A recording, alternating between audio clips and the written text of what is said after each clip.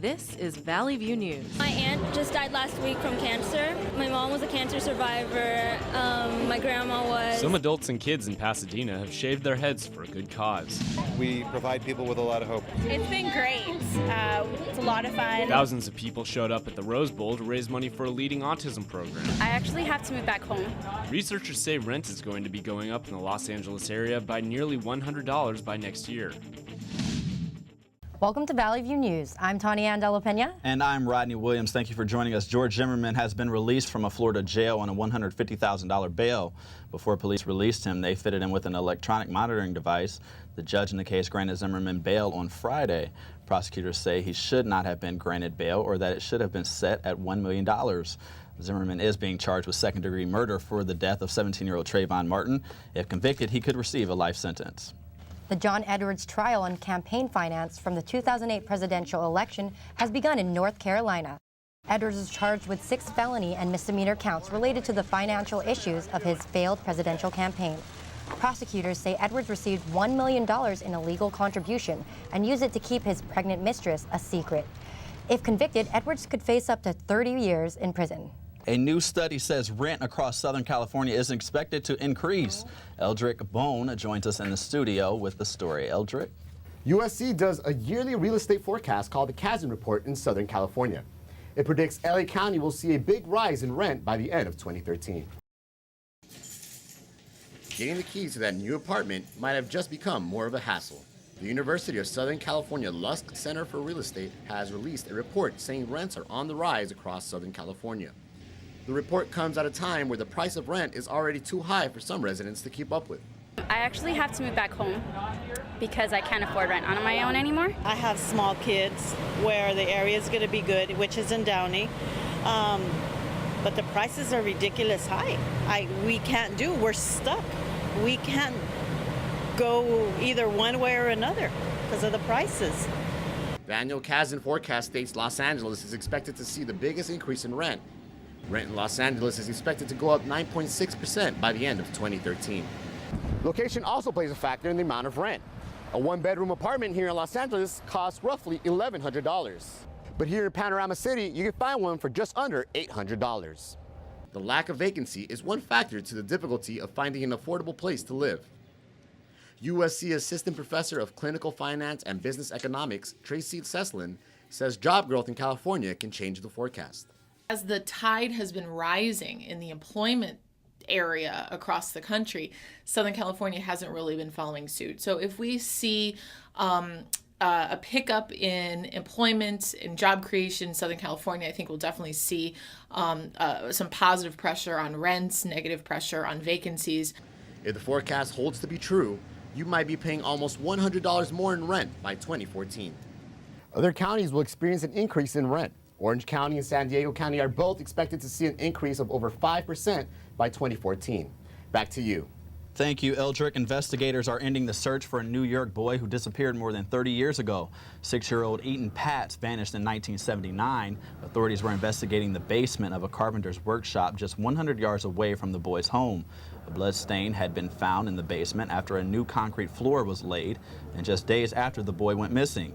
There were no signs of human remains after authorities broke through the concrete floor of the basement. Some people in Pasadena shaved their heads for a good cause. Valley View's Elena Solorzano has the story. Students, alumni, and family members from La Salle High School shaved their heads to raise money for the St. Baldrick's Foundation. St. Baldrick's raises millions of dollars each year to fund children's cancer research. Going bald honors cancer patients who lose their hair during treatments. Bridget Campbell, the only girl who shaved her head, shares why she decided to go bald. My aunt just died last week from cancer. My mom was a cancer survivor. My grandma was. Student Austin Wallace says he is trying to help out where he can. My aunt had cancer and my friend in middle school had cancer, and I feel like it's the least I could do for a good cause. People who decided not to go bald had the opportunity to contribute by donating money. $8 got them a wristband, and donating more than $50 got them a t-shirt. Hair was shaved off by 4 professional hairstylists who donated their time and skills. Organizer for the event, Kimberlyn Kelly, says after seeing other St. Baldrick's events, she wanted to get her school involved. Well, my dad, Clive Kelly, has been doing it for the past 11 years. He's been shaving his head at a local restaurant, Matt Denny's. And so I've been going, and I never noticed a lot of high school want to get more people involved. 8-year-old Alex San Martin wasn't scared of going bald. Because I'm helping cancer right now. Music and food were provided for the fundraiser. The first St. Baldrick's event that started between friends back in 2005 now takes place around the world. La Salle High School has started a tradition that they hope will carry on for many years. In Pasadena, I'm Elena Solorzano for Valley View News. Marco Rubio of Florida is a potential running mate for Mitt Romney. Rubio was seen with Romney campaigning in Pennsylvania. Romney wants to boost his popularity among Hispanic voters. Rubio is of Cuban descent. In most polls, Romney currently trails President Obama among Hispanics. A fraternity at CSUN is helping educate students about the risks of underage drinking and overconsumption of alcohol. Valley View's Michael Gumberg has the story. The men of the Pi Kappa Alpha fraternity chapter at CSUN are hosting their first annual Ladder of Risk program on campus. The Ladder of Risk was created by the Fraternal Information and Programming Group in 1987 and has been educating Greek organizations at campuses around the country about the risks of alcohol. Pi Kappa Alpha brought in Catlin Roberts, a Ladder of Risk public educator since 2009, to speak with CSUN Greeks.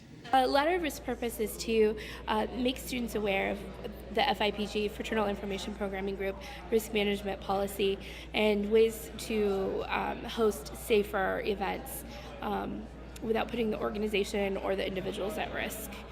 Roberts explained the 10 rungs of the ladder, ranging from the first step, don't break the law, to the last step, keeping all rush events alcohol-free. She then went on to tell members of the Greek system how to throw a party that follows the law and proper risk management rules. President of the Pi Kappa Alpha fraternity chapter at CSUN, Mark Patterson, explains why it's important to raise awareness of the dangers of alcohol. I just think it's really good for everyone in the Greek system to really learn what alcohol can, or the effects of alcohol, what it could do to your body, what it could affect everyone around you, your friends, your peers, your classmates, and your fraternity yourself. Because if one mistake could affect the entire chapter, along with 60, 70 of your brothers. Roberts gave examples of students at other campuses that died due to overconsumption of alcohol or alcohol poisoning, and told students what to do if they find someone in that situation. Alcohol poisoning and overconsumption are a serious issue in college. If you see someone who is unresponsive or throwing up after drinking alcohol, don't be afraid to call 911. You may just save someone's life. At CSUN, I'm Michael Gumberg, Valley View News. A U.S. Senate committee will broaden its investigation on the Secret Service scandal involving prostitutes in Colombia. The Secret Service had accompanied the president on his trip to the country. The Homeland Security Committee is sending questions to the Secret Service to find out if agents behaved this way before. A group called Global Girl Media has given some Los Angeles girls cameras and training to tell a story from their point of view. Valley View's Jessica Goodman has more. Global Girl Media is a nonprofit organization started by Amy Williams, who is a local filmmaker. She was doing freelance work with Al Jazeera when a girl she worked with, who was gang raped, asked for the camera. I'll just tell you that she really wanted to tell her story, and she had been kind of working with me as an assistant, and she just asked for the camera. And the process of going through helping her make this film, which ended up on Al Jazeera, called Amani Noma, a hard piece it's called, it just really inspired me to do more of that, of handing over my camera to the subject. The organization has helped young girls face issues in their communities like Wendy did about teen pregnancy. I'm 14 and my daughter's 1.5. I got pregnant at the age 12. That really shocked me because I have known that teen pregnancy is like between 16 or 15, 16, 17, and to get pregnant at that age, it shocked me. Because Wendy told the story, and it was a friend of hers from a church choir, and they're surrounded by girls who are getting pregnant at this age. There was no judgment. It was just this beautiful little portrait of a girl with a baby. In addition to the teen pregnancy story, girls got to interview the mayor of Los Angeles about Miguel Contreras and the immigration reform movement here in California. Because both of us were involved in the farm worker boycott in the 1960s. And so there may have been more than a few times where we were actually walking alongside of one another on a picket line. The girls' videos on teen pregnancy and Miguel Contreras can be found at globalgirlmedia.com. In Los Angeles, Jessica Goodman for Valley View News. Coming up, some kids in Agora Hills raise money for a good cause. And the Lakers game is overshadowed by a hard elbow to the head. We'll be right back.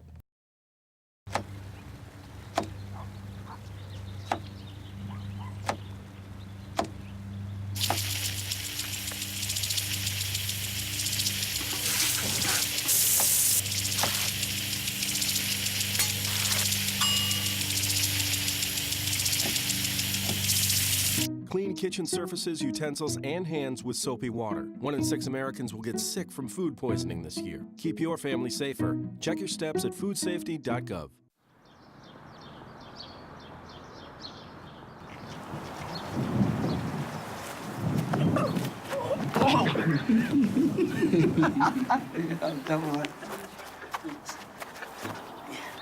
How you feel? How you feel? I'm feeling good. Spin me, spin me. Gotcha.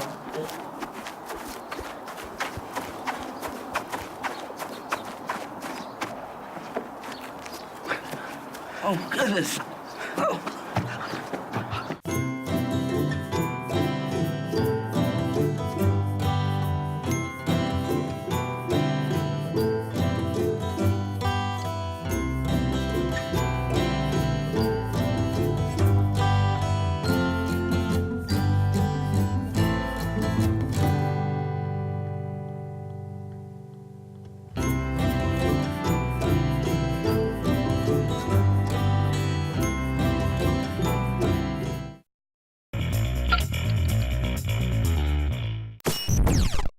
The Lakers' win is scarred by controversy, and the Kings pull off an amazing upset. Raul Delgado has all this and more in his sports report.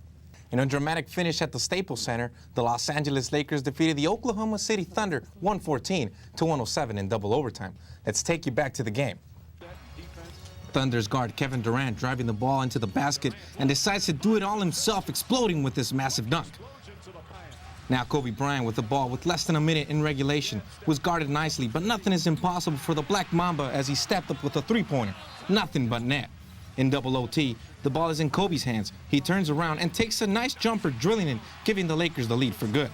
With the win, the Lakers are a half a game in front of the LA Clippers for the 3rd seed in the Western Conference. The Lakers have already secured their spot in the playoffs. In the Laker game, Meta World Peace, formerly known as Ron Artest, sure didn't live up to his new name. World Peace was ejected in the 2nd quarter following a dunk. Peace celebrated, and bam, there went the elbow, and down went James Harden. Shades of the boxing match of the ages of Ali knocking Frazier out. And knocked out he was indeed. Harden suffered a concussion and did not return to the game. The Los Angeles Kings defeated the Vancouver Canucks 2-1 in overtime. With a win, the Kings eliminated the Canucks in 5 games in the Western Conference first-round series. Let's go to the highlights. The Canucks, with the puck in the first period, Dan Hamhuis has it and is able to find an open Henrik Sedin. Sedin scores 1-0 Canucks. Now on a breakaway, Daniel Sedin all by himself has the shot, and oh, what a save by Kings goalie Jonathan Quick into the 3rd period. The Kings still down a goal. Drew Doughty has the puck, makes a nice fake move, and makes a beautiful pass to Brad Richardson. Tie game, baby. In overtime, Canucks with the puck, pushing it up the ice, lose the puck. Jarrett Stoll steals it and shoots it, and it's game over. The Kings win. The LA Kings are moving on in the playoffs. The Kings are set to take on the St. Louis Blues in the 2nd round. It's always a giant game in the soccer world. Real Madrid against FC Barcelona. Real Madrid took this year's derby 2-1. The players came out of the tunnel and thousands of fans showed up at Camp Nou, the home of FC Barcelona. Real Madrid's Angel Di Maria took the corner kick, and Pepe with the header. Goalkeeper Victor Valdez with a great save. The ball was loose, and Sami Khedira anticipates the ball and puts it in the back of the net. Madrid is up 1-0. Barca coach Pep Guardiola could not believe it. Barca's Lionel Messi has the ball. Can anyone stop him? He has 3 men after him and makes a pass to Andres Iniesta, who makes a wonderful backheel pass to Cristian Tello. He shoots, and Iker Casillas blocks it. Comebacker to Adriano, who shoots, and Alexis finally puts the ball into the back of the net to tie the game for Barcelona. The excitement didn't last too long for Barca fans as Mesut Özil gives Cristiano Ronaldo a dandy of a pass, and CR7 caps the play with a magnificent finish and makes sure the fans know everything is under control. At the end of the game, Real Madrid players celebrated their important win. Real Madrid now has a 7-point lead in La Liga standings over Barcelona and has pretty much put the championship title on ice. That's it for sports. Back to you.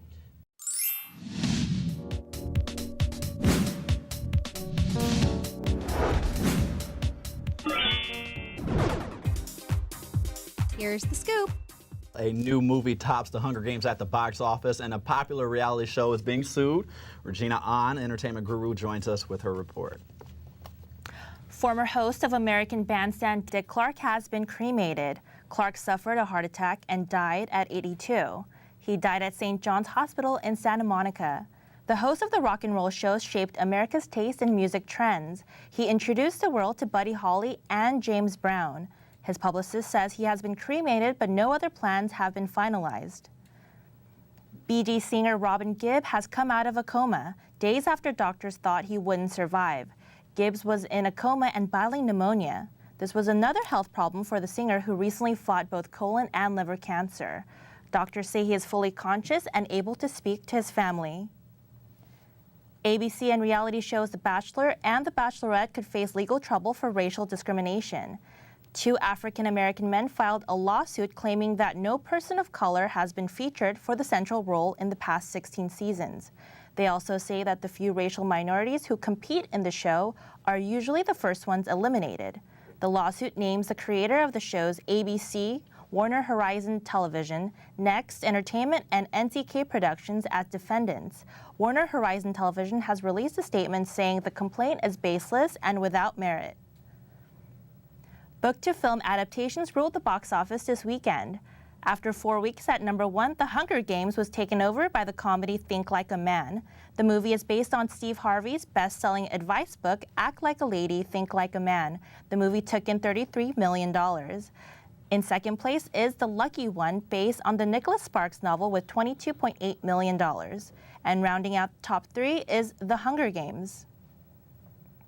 Some teenagers in Agoura Hills put on their annual Kids for Kids Carnival to raise money for underprivileged children in Southern California. Sarah Flanagan was there and has more on the story.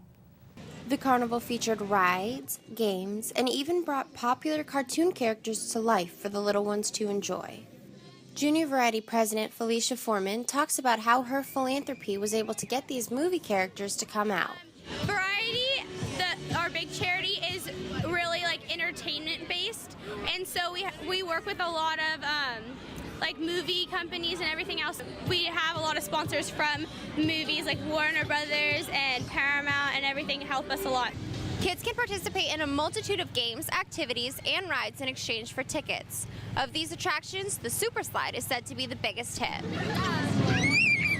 I like the slides because they go fast down. The Super Slide, right, Sophie? Do you like it? We love it. Junior Variety was founded more than 5 years ago as a younger division of the nonprofit children's charity Variety, as a way to give teenagers a chance to get involved in their community and with others. Jordan X is a junior in high school and a member on the Junior Variety board, and talks about what the Kids for Kids Carnival is all about. Raising money for the kids, for needy kids in Southern California. And we have different booths for entertainment, and we have a bunch of prizes from different movies. 3 months of nonstop hard work and planning goes into putting on the carnival and planning every last detail. This is Junior Variety board member Garrett Isaac's first time working at the carnival, and he told me how much work goes into putting it all together on the day of the event. I was here at 8 in the morning setting up, and I know we're going to have to tear it down too, so it's been a long day, but it's worth it to see everyone having a good time and hopefully raising some money. The Kids for Kids Carnival gave families a chance to have fun together and raise money for a good cause. In Agoura Hills, I'm Sarah Flanagan for Valley View News. Juliana and Bill Rancic are expecting a baby using a surrogate mom. The couple announced this news on the Today Show, saying that the baby is due late summer. The Rancics needed several rounds of in vitro fertilization and suffered 1 miscarriage. The couple was set up with their surrogate after their last attempt for in vitro. The baby will be their biological child. Last summer, Juliana was diagnosed with breast cancer. She is now cancer-free. That's it in the entertainment world. Back to you. When we come back, a Burbank school teacher wins a major award and thousands of people walk for autism. Okay, everyone, we have a lot to cover this morning. Tim should be here any second with the latest budget numbers to take us through the initial schedule for production and... Ow. This is one way to avoid getting the H1N1 flu virus. Oh, whoopsie daisy. All right, good morning. Let's get this meeting started. For some better ways, visit flu.gov. Anyone have a tissue?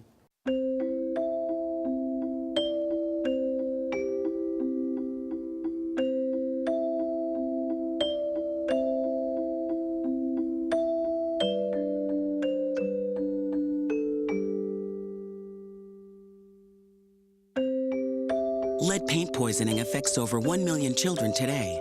Just 3 granules of lead dust can harm your child. If your home was built before 1978, log on to leadfreekids.org.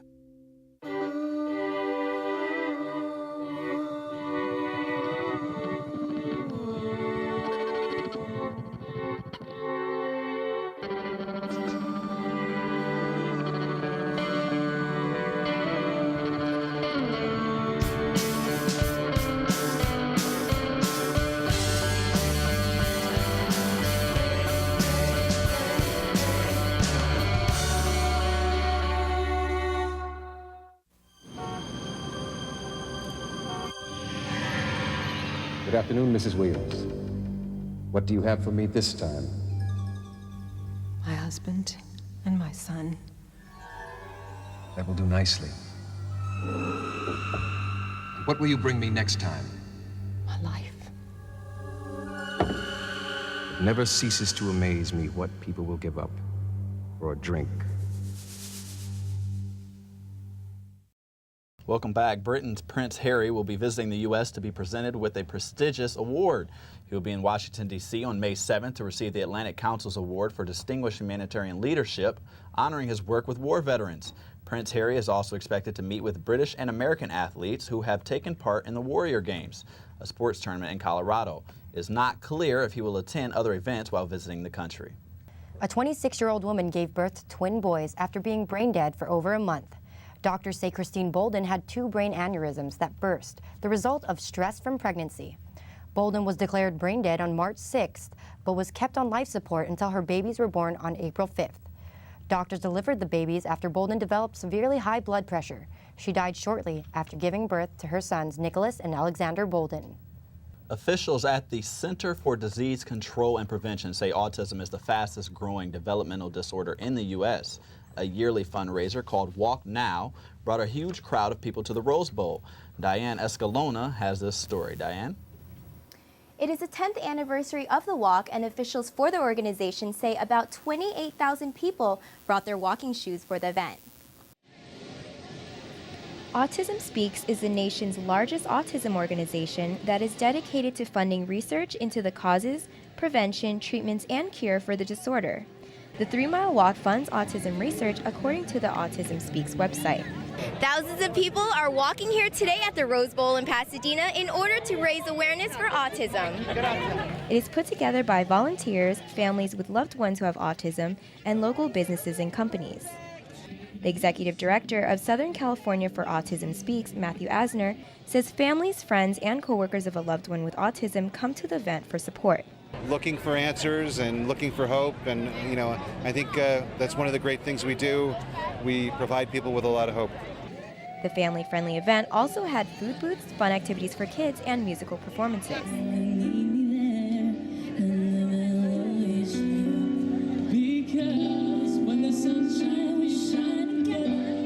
Many for-profit and nonprofit organizations and advocacy groups were there to give people autism resources and information. We're helping with Autism Votes, and it's an initiative to help people learn about the different ways they can take action and contact their local government representatives to help pass laws to help people with autism. Some of the participants say it's important to have the local community all come together for the event. It's been great.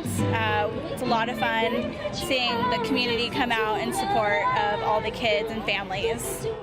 Officials say 1 in 88 American children have autism, and those numbers are increasing. To learn more about Autism Speaks and walk events, visit the website at autismspeaks.org. Now back to you. A Pomona family has reunited with their dog after being apart for 6 years. The Allen family got their dog Princess thanks to technology and a Good Samaritan. A woman found Princess in Riverside, had the dog scanned for microchips at the animal shelter, and all the dog's information came up.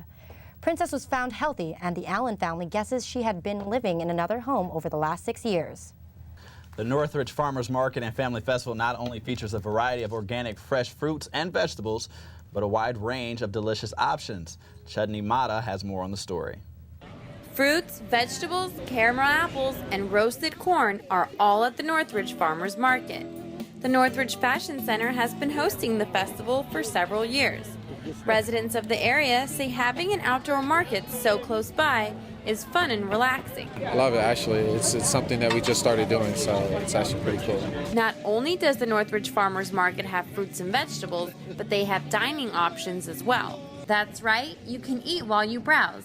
The most popular dining option is Mr. Artie's Catering. Mr. Artie himself was there to share with me all he has to offer. We do a lot of the fair type food, the deep fried things. We have a deep fryer, so we deep fry anything that attracts the people. I'm known for my smoked brisket, which is what I do here, and I do full catering as well. Mall employees even like to come out and take a break. Well, I work at the mall, so I'm used to the mall food every day, and it kind of kills me, so it's kind of nice to change of pace.